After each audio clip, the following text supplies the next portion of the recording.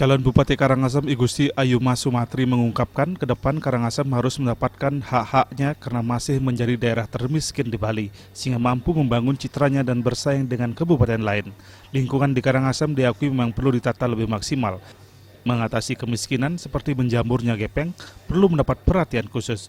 Perbaikan air, listrik, infrastruktur jalan, pendidikan menjadi fokus pergerakan Masdipa dalam mengentaskan kemiskinan di Karangasem.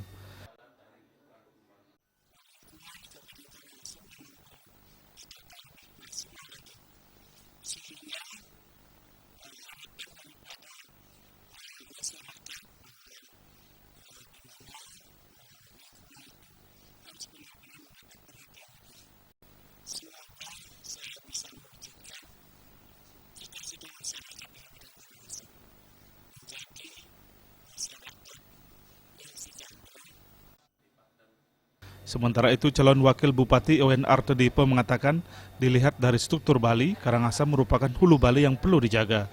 Jika hulu rusak akan berpengaruh besar pada hilir. Keluarnya keputusan Besakih sebagai KSPN sangat disayangkan. Untuk itu, pihaknya tetap berkomitmen menjaga Besakih sebagai kawasan suci sesuai dengan Perda nomor 16 tahun 2009 dan Perda nomor 17 tahun 2012 tentang tata ruang. Besakih sebagai kawasan suci sangat tidak memungkinkan dimasuki KSPN karena KSPN yang bertujuan menguatkan sektor pariwisata yang berdampak pada lingkungan. Sebagian besar APBD Karangasem 53% dihasilkan dari pertanian.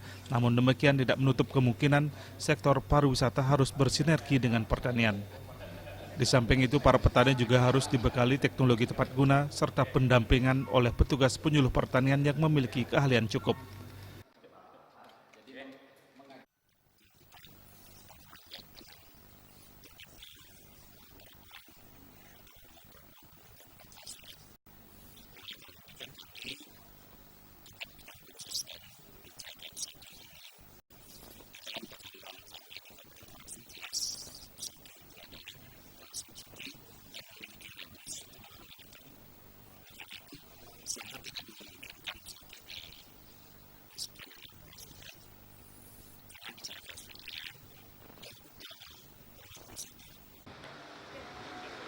Dalam kesempatan tersebut, paket Masdipa juga berkesempatan menandatangani prestasi Aceh Bali.